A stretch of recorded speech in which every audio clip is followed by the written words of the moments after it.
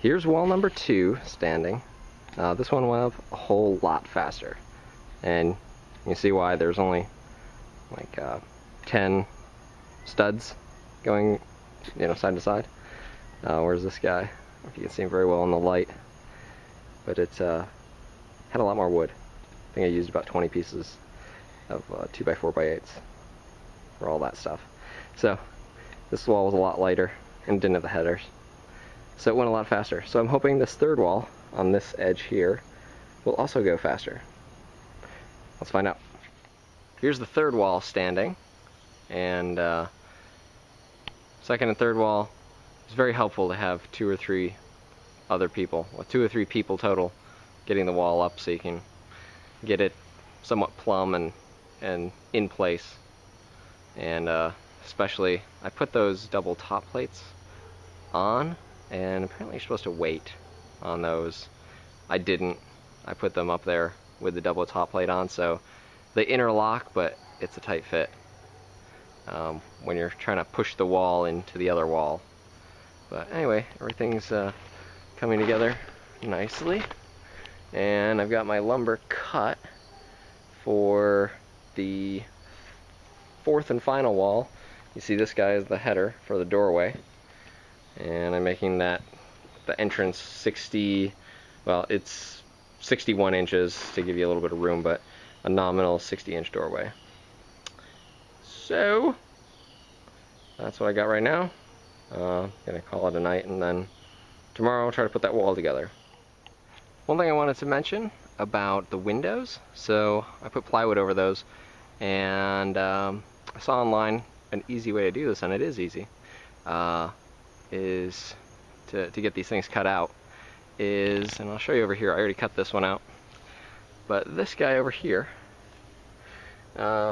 inside on the corners of the windows, I drilled screws through and left just enough for them for me to be able to run a chalk line to all 4 corners. So you see I got my chalk line going up there, and then it goes over and down, back over here to this screw. So just draw a chalk line, then you take your circular saw and you just cut it out. And now we have the finished product, 2 windows cut out. Okay, here's the last wall standing, and it's got the plywood up. I found out that walls without plywood are a lot lighter than walls with plywood, especially with that header on there. Well, even with the header on there, it was lighter than lifting up, say, that back wall with all the plywood on it. So we're just gonna walk in, see what we got in here. I still got my bottom plate on the door, so I need to cut that out. But hanging this plywood up vertically wasn't as fun as when it's on the ground. But take a look on the inside here, and there's the header for the doorway. It's made the same way as the headers over here for the windows, just bigger. And we got double jack studs. Mosquitoes. That's why the camera keeps jerking. We got double jack studs holding the doorway up. And let's see what else. So just take a look in the inside. All the walls are pretty plumb. Check that with a level. Just put them on a moderately straight stud and see if it's level in the vertical direction. Well, we have 2 windows, some walls, more mosquitoes. And let's see, my circular saw, I bought it at a garage sale, and apparently the previous owner had sawed through the cord and repaired it. Well, the repair came undone, but it was just as I was cutting out this last window, so that was good.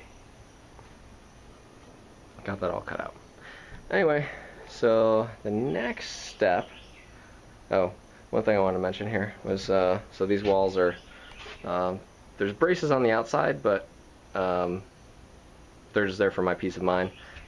These studs in the corners are screwed together, and the double top plates are keeping the tops from you know, falling one way or the other. And that goes all the way around. Double top plate, all the way around. So apparently that is a very useful thing to keep your structure from falling apart. Keeps your corners locked. And I found out that it's much easier if you put those double top plates on after you raise your wall instead of before. Keep that in mind if you're going to do something like this. Anyway, that's what we have right now. Next up is the roof, and I've got all my materials out here. I've got under there some OSB for the sheathing, and I've got two 2x8x16s that I'm going to cut to 14 feet, and those will be the ridge beam.